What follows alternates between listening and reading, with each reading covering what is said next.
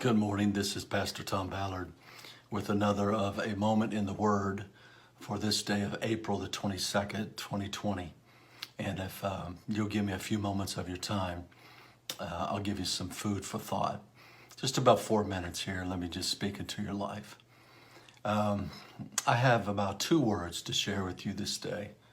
And it's just very simple, and it is come home. Just come home. Let me add this, come home to Jesus. If you're out there and it's been a long time since you've really thought about your relationship with Jesus Christ, then just come home. You say, Pastor Tom, I used to be a part of the church. I was raised in the church, but it's been a lot of years ago. Man, I've got a lot of stuff in my bag. I got a lot of baggage here, and I've got some scars, unfortunately, from a sinful lifestyle. I've got a lot of relationships. I've got some abuse.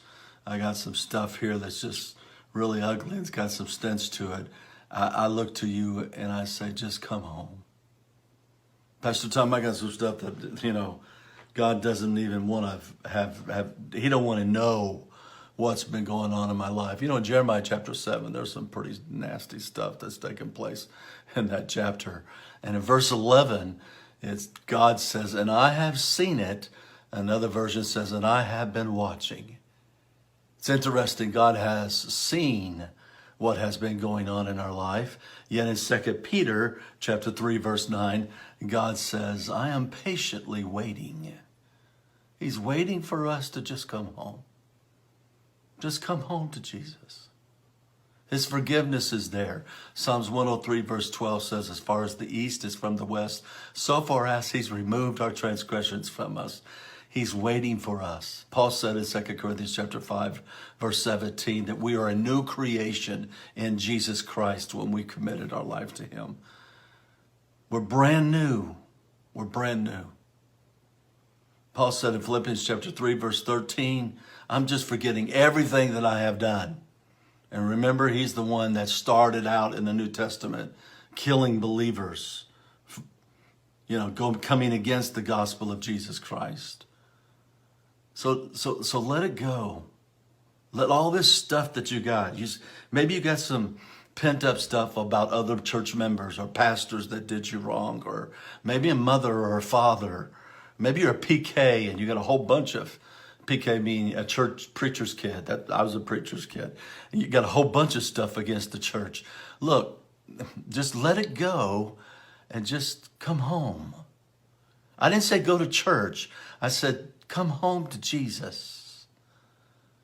Right now, if you're listening to this as a parent or a grandparent, and you have a child that is out there that is lost, I challenge you to push the share button or just call them on the phone and say, hey, I just want you to know I've been praying for you. I love you, son. I love you, daughter. It's been a while since I've talked to you. I just want you to know I love you. And you know what? Jesus is waiting for them just very patiently to just come home. If you're listening to me, you say, well, Pastor Tom, how do I even begin the process of that? Well, there's those scriptures in Romans chapter 10, verses 8 through 10. And then verse 13, I like the best. Whosoever shall call upon the name of the Lord shall find him. That means whatever you have done, you can find him. But I kind of like this prayer. God, here am I. And man, I've just been messed up. And I've had a lot of stuff going on. And I just need you. Would you come into my life? Would you just forgive me of my sins? I'm lost without you. And just ask Jesus just to come into your life brand new. Just ask him. And that's what he'll do. Find you somebody that you can talk to. Somebody that you can trust. Read your Bible. Read in the New Testament. And just read and say, God, just show me something. Hang on and let God take you to the place that you've never been before in a relationship with him.